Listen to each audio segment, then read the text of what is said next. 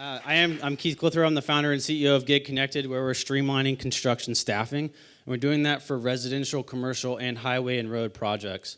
So across the country, 95% of employers in construction say they have a hard time finding workers. And this is a multi-trillion-dollar a year industry. And part of the reason is that status quo options like staffing agencies, Home Depot parking lots, and yes, Craigslist don't provide the greatest user experience. They cost too much, or they make employers spend too much time away from job sites. So we created a mobile-friendly web application that provides employers more insights into individual worker skill sets. We provide workers with more insights into the job details and the skills that are required to be successful. And then we have a two-way rating system that makes us continuously better at making better connections. So we've grown to about 1,000 users, and in large part because of the product, but also because of our involvement in the community. So we work with about 15 or so area not-for-profits that have national reach. But most importantly with these not-for-profits, they provide skill training and certification programs so workers can gain more skills, get higher paying jobs, and experience economic mobility. We have a three-pronged business model that we're driving towards: traditional wage payment facilitation fee, a subscription with tier services, and then integration with strategic partners through API.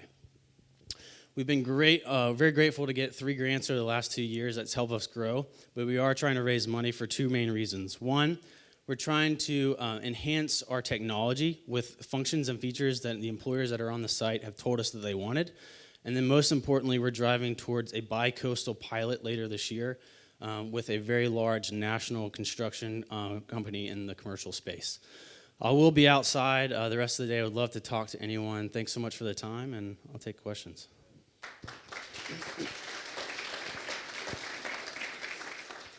Yeah, this is a huge problem, like, workers in skilled and unskilled trades. Are you principally focused on unskilled trades? We have everything from someone that's no skill. There's a lot of community organizations that are tailored towards high school students. We took shop class out of high schools, but now there's some great programs in the community that are teaching the skilled trades. So we have some people with no skill, and we have people that have done it for 30 years, have run their own companies, and they just want extra work.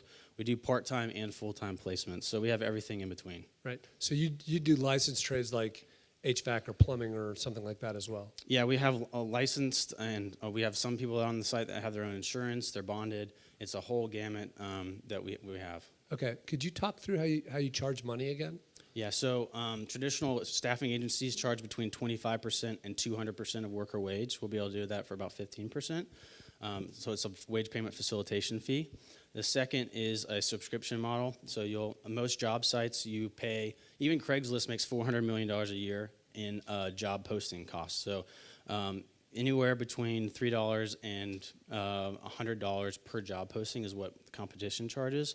So we'll have a tiered service with a number of job postings per month, but also add in additional services as we build in the technology, like verification. Some employers require background checks, some don't. So we'll be able to add in those services on top of that. Mm-hmm. And then the third, it came up this summer, a company down in Atlanta sells like sod, trees, landscaping materials to contractors. The contractor said, hey, we need access to workers immediately because that material has a shelf life of 24 to 48 hours. They need workers like that. So they want us to integrate in through an API feed of some sort, and we'll charge them that service fee. Which do you think is more important for you to build first, the prospective employee base or the hiring base? Yeah, my initial thesis was that it was going to be hard to find workers because everyone talks about a labor shortage. There's 300,000 open jobs in construction across the U.S. There's another 250,000 in HVAC. Yeah. Yeah. Right. And our customer acquisition cost on the on the worker side is less than $1. We've been able to find workers of a lot of different skill sets. I think the main thesis now is there's just nothing that aggregates them together and allows for resume building automation, right? So our biggest struggle has actually been on the employer side, and that's where we've been focusing over the last 3 months to try to get more employers to join, and it's across residential, commercial, and highway and road. I'm still, to be honest, a little confused as to whether you are an agency, recruitment agency, or whether you're more than that.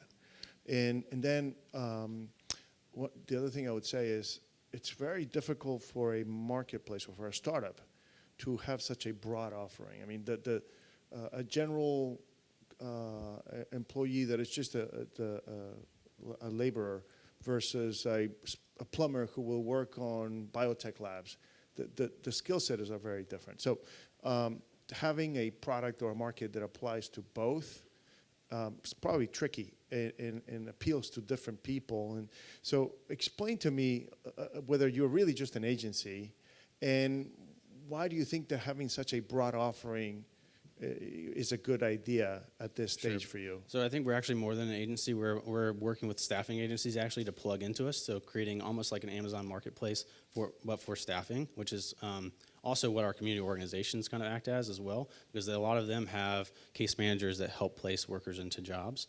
When you get into the skilled trades and blue-collar workforce, most workers have skill sets across a lot of different areas, and so it makes it very easy to take someone from a general laborer on a mason site to take them to a general laborer on a different site.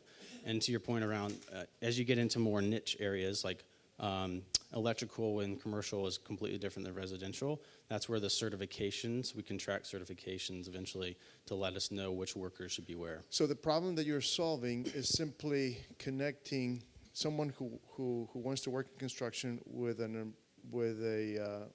construction company. That's it. That's exactly right. Yeah. To me, it seems like the problem is bigger than that, deeper than that.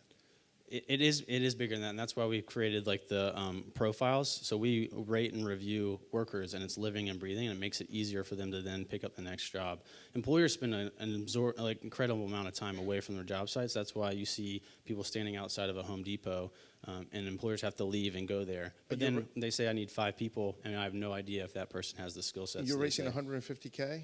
Right. And what is that for? Is that to launch your app?